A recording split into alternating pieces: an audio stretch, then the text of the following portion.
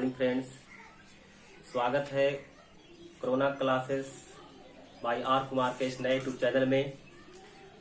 आज मैं आप लोगों के बीच बिहार बोर्ड 10वीं कक्षा का इतिहास विषय लेकर के आया हूं, जिसमें पिछले वीडियो में हम लोग पढ़ रहे थे यूरोप में राष्ट्रवाद का उदय, और यूरोप में राष्ट्रवाद के उदय के अंतर्गत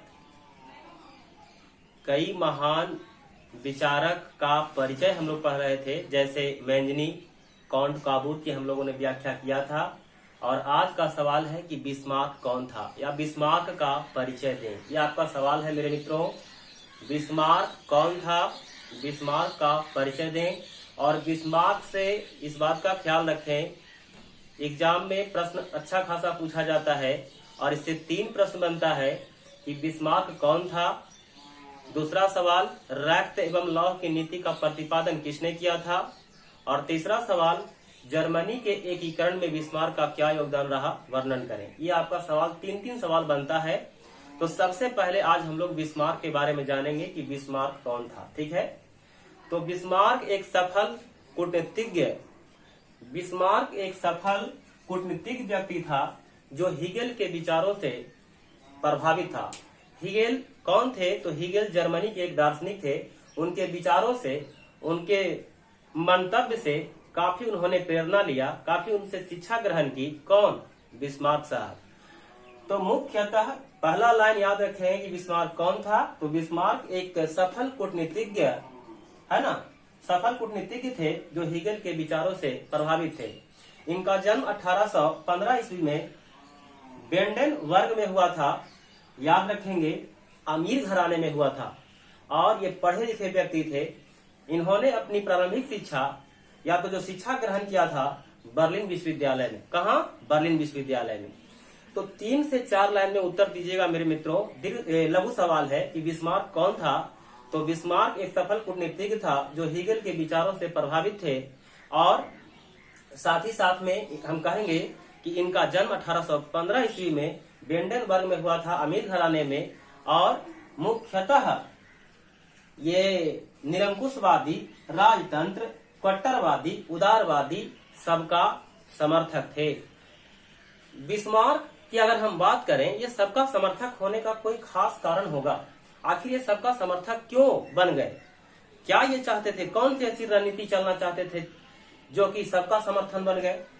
ये चाहते थे कि जर्मनी के एकीकरण के सपना को हम क्या करें, पूरा करें। इसीलिए जितने भी देश थे सभी देश के राजाओं से ये दोस्ती करने का पहले प्रयास करते थे, और उसके बाद वह चाल चल करके, कूटनीति का चाल चल करके उसे पराजित करने का काम करते थे। कौन? बिस्मार्क। बिस्मार्क के द्वारा रक्त एवं लौह की नीति का प्रतिपादन किया गया था, जिसमें कहा गया था कि भाषण की नीति से कुछ नहीं होगा, इसके लिए विशाल सेना का संगठन करना होगा। जर्मनी के एकीकरण के सपना के लिए क्या इन्होंने सोचा कि भाषण से कुछ नहीं होगा। जैसे भाषण देते हैं तो भाषण की नीति से कुछ नहीं होगा, इसके लिए रक्त एवं लौह की नीति अपनाना होगा, और साथ ही साथ में विशाल सेना का संगठन करना होगा। तभी हम जर्मनी के एकीकरण की सपना को पूरा करने में हम सफल होंगे। ये कौन कह रहे हैं? बिस्मार्क कह रहे हैं। अच्छा, आप देखेंगे इन्होंने जर्मनी के एकीकरण के लिए विशाल सेना का संगठन किया, और साथ ही साथ में प्रसा का शासक विलियम प्रथम ने खास करके प्रसा का चांसलर बनाया था 1862 में। चांसलर क्या होता है? तो चांसलर जो होता है प्रधानमंत्री का एक पद होता है। तो अगर सवाल पूछा जाएगा कि बिस्मार्क प्रसा का चांसलर कब बना, तो 1862 में। बिस्मार्क का पूरा जो नाम था, बिस्मार्क का पूरा नाम ऑटो वान बिस्मार्क था, याद रखेंगे। और जबकि मैंजनी का जोसेफ मैंजनी था, इस बात का ख्याल रखें। अब इन्होंने, ये जो बिस्मार्क थे, इन्होंने क्या किया कि विलियम प्रथम यह जानता था कि जब तक फ्रांस और ऑस्ट्रिया को बुरी तरह से पराजित नहीं किया जाएगा, विलियम प्रथम फ्रांस का सम्राट था, राजा था, ये जानते थे कि जब तक कि फ्रांस और ऑस्ट्रिया को बुरी तरह से पराजित नहीं किया जाएगा, तब तक जर्मनी के एकीकरण का सपना पूरा नहीं होगा। और विलियम प्रथम यह जानते थे इस काम को अगर कोई करेगा तो वह है कौन? बिस्मार्क। क्योंकि बिस्मार्क पर बहुत बड़ी इनको विश्वास जग गया था कि इस काम को सच्चे तरीके से अगर कोई कर सकता है तो वह जो है बिस्मार्क है। बिस्मार्क में बहुत ज्यादा दमखम था। तो बिस्मार्क का थोड़ा सा परिचय ये हो गया। बिस्मार्क के बारे में क्या लिखेगा आप लोग कि बिस्मार्क एक सफल कूटनीतिज्ञ था जो हीगेल के विचारों से प्रभावित था। हीगेल जर्मनी का दार्शनिक था, याद रखेंगे। हीगेल के विचारों से प्रभावित थे। साथ ही साथ में हम कहेंगे कि जो बिस्मार्क थे ये निरंकुशवादी, उदारवादी, कट्टरवादी सबका समर्थक थे और इन्होंने जर्मनी के एकीकरण के लिए विशाल सेना का संगठन किया। कौन? बिस्मार्क ने जर्मनी के एकीकरण के लिए विशाल सेना का संगठन किया। विलियम प्रथम जो प्रसा का शासक था यह जानता था कि जब तक कि फ्रांस और ऑस्ट्रिया को बुरी तरह से पराजित नहीं किया जाएगा तब तक जर्मनी के एकीकरण का सपना पूरा नहीं होगा। और इस काम को अगर कोई कर सकता है तो कौन? बिस्मार्क। तो ये बिस्मार्क का थोड़ा सा परिचय हो गया। और अगर क्वेश्चन पूछ दे कि रक्त एवं लौह की नीति क्या था, तो रक्त एवं लौह की नीति का प्रतिपादन बिस्मार्क के द्वारा अपनाया गया था। इसमें बिस्मार्क ने कहा था कि भाषण की नीति से कुछ नहीं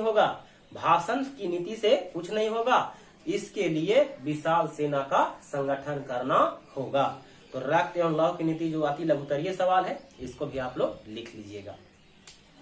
अब इसके बाद जैसे अगला जो सवाल बनता है, अगला सवाल भी मार के लिखिएगा कि जर्मनी के एकीकरण, ऑब्जेक्टिव पूछ सकता है कि जर्मनी का एकीकरण किसने किया था? बिस्मार्क ने। जबकि जैसे जर्मनी के एकीकरण का नेतृत्व किसने किया था? बिस्मार्क ने।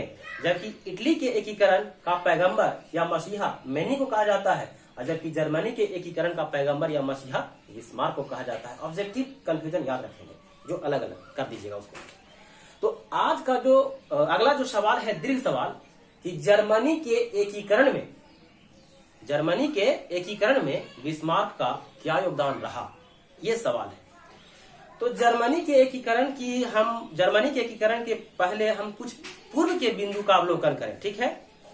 जैसा कि हम जानते हैं कि 1815 ईस्वी, अर्थात कहने का मतलब वियना जो कांग्रेस हुआ था, वियना कांग्रेस के पूर्व की घटना की पहले हम बात करें कि नेपोलियन के द्वारा जैसे जो 300 छोटे छोटे राज्य थे उसको मात्र 39 राज्यों में या 39 क्षेत्रों में वह परिवर्तित करने का काम किया था। और साथ ही साथ में इटली के क्षेत्र पर तो अधिकार किया ही नेपोलियन ने, साथ ही साथ में जर्मनी का एक क्षेत्र था जिसका नाम है राइनलैंड, वो धार्मिक स्थल था। राइनलैंड एक धार्मिक स्थल था जर्मनी का। उन क्षेत्रों पर भी नेपोलियन के द्वारा अधिकार कर लिया गया, जिससे क्या हुआ कि जर्मनी की जनता में रोष पैदा हुआ, अर्थात जर्मनी की जनता जो है नेपोलियन के प्रति जो है विरोध किया उसका। और 1815 ईस्वी के बाद नेपोलियन का जब पतन हो गया था, नेपोलियन के पतन के बाद जैसा कि आप जानते हैं कि नेपोलियन के द्वारा विकास का काम बहुत ज्यादा किया जा रहा था। तो प्रगतिशील जो प्रक्रिया था, प्रगतिवादी जो क्रिया थी, वह जो है काफी जारी हो चुका था। विकास करने का जो दौर था काफी आगे तेज रफ्तार में बढ़ रहा था। लेकिन इस काम को रोकने का काम मेटरनिख के द्वारा किया गया। किसके द्वारा? मेटरनिख के द्वारा किया गया। तो मुख्यतः 1815 के पहले तो ये काम किया गया, जर्मनी के क्षेत्र जो था राइनलैंड पर अधिकार कर लिया गया। अधिकार करने से जर्मनी की जनता नाखुश हो गई, नेपोलियन का विरोध किया। मेटरनिख क्या चाहता था कि यूरोप में जैसा स्थिति है वैसा ही स्थिति रहना चाहिए, मेटरनिख यही चाहता था ना। तो उसके बाद क्या हुआ कि ये नेपोलियन का काफी विरोध होने लगा। मेटरनिख जो है विकास के आंदोलन को दबाने का काम किया। तो इस प्रकार से ये बिस्मार्क ने सोचा कि जब तक कि विदेशी जो ताकत है, विदेशी जो कंट्री है, सबको जब तक कि समेटा नहीं जाएगा, जब तक कि उसे हटाया नहीं जाएगा, तब तक जर्मनी के एकीकरण का सपना पूरा नहीं होगा। अब यहां पर जर्मनी के एकीकरण के लिए इस प्रकार की योजनाएं चलने लगी। तो मुख्यतः प्रसा का जो एक राजा था जिसका नाम है विलियम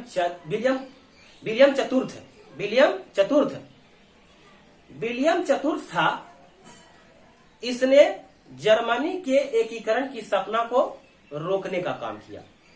लेकिन विलियम जो प्रथम था उसका भाई ही था। तो विलियम प्रथम के द्वारा अपने भाई के लक्ष्य को तोड़ते हुए 1861 में विलियम प्रथम जो है सम्राट बनता है और 1862 में प्रसा का चांसलर बिस्मार्क को बनाता है। कौन? विलियम प्रथम। विलियम प्रथम 64 साल का था जब उसने एक कसम खाया था कि हम अपने जो भाई विलियम चतुर्थ है उसका ये मन में प्लान था कि हम जर्मनी के एकीकरण की सपना को पूरा होने नहीं देंगे, लेकिन उसके लक्ष्य को तोड़ने का काम अपने जज्बा से खास करके विलियम प्रथम जो है ओज और उत्साह के साथ काफी आगे बढ़ा और इस प्रकार से 1862 में विलियम प्रथम ने प्रसा का चांसलर प्रधानमंत्री बिस्मार्क को बनाता है। तो ये पृष्ठभूमि था थोड़ा सा ये जानकारी हो गया। लेकिन प्रश्न का उत्तर क्या बनेगा? आपका प्रश्न क्या कह रहा है? आपका प्रश्न कह रहा है कि जर्मनी के एकीकरण में बिस्मार्क का क्या योगदान रहा? ये सवाल है आपका। तो जर्मनी के एकीकरण में बिस्मार्क का अहम योगदान रहा। जर्मनी के एकीकरण में बिस्मार्क का अहम योगदान रहा जब से यह प्रसा का चांसलर बना। कौन? जब से यह प्रसा का चांसलर बना। कौन भाई? तो बिस्मार्क। कब बना था? तो 1862 में। जब से यह प्रसा का चांसलर बना तब से इसका मुख्य उद्देश्य था ऑस्ट्रिया की जर्मन संघ से ऑस्ट्रिया की सत्ता को मिटा देना। यानी जितने सारे जर्मन क्षेत्र में उसका जो अधिकार था उन सभी क्षेत्रों से उसे मिटा देना, हटा देना। तो जर्मनी के एकीकरण में बिस्मार्क का अहम योगदान रहा। जब से वह प्रसा का चांसलर बना तब से उसका मुख्य उद्देश्य यही था कि जर्मन संघ से ऑस्ट्रिया की सत्ता को मिटाना। इसके लिए चाहे मुझे आंतरिक युद्ध करना पड़े या बाह्य युद्ध करना पड़े, इसके लिए मैं तैयार हूं। चाहे अंदर युद्ध करना पड़े, चाहे बाहरी क्षेत्र में युद्ध करना पड़े, इसके लिए कुछ भी करना पड़ेगा तो मैं तैयार हूं। ये कौन कह रहा है? बिस्मार्क कह रहा है। और इसके बाद बिस्मार्क के द्वारा रक्त एवं लौह की नीति को अपनाया गया, जिसमें बिस्मार्क का कहना था कि भाषण की नीति से कुछ नहीं होगा। बिस्मार्क के द्वारा एक कथन दिया गया, स्टेटमेंट दिया गया कि भाषण की नीति से कुछ नहीं होगा, इसके लिए हमें विशाल सेना का गठन करना होगा। और अंततः बिस्मार्क के द्वारा जो है विशाल सेना का गठन किया जाता है।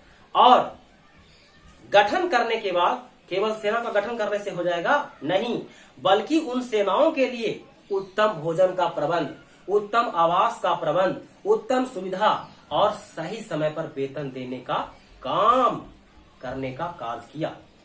जिससे क्या हुआ कि सैनिक भी काफी खुश हो गए कि राजा तो बहुत अच्छा है। तो इस प्रकार से बिस्मार्क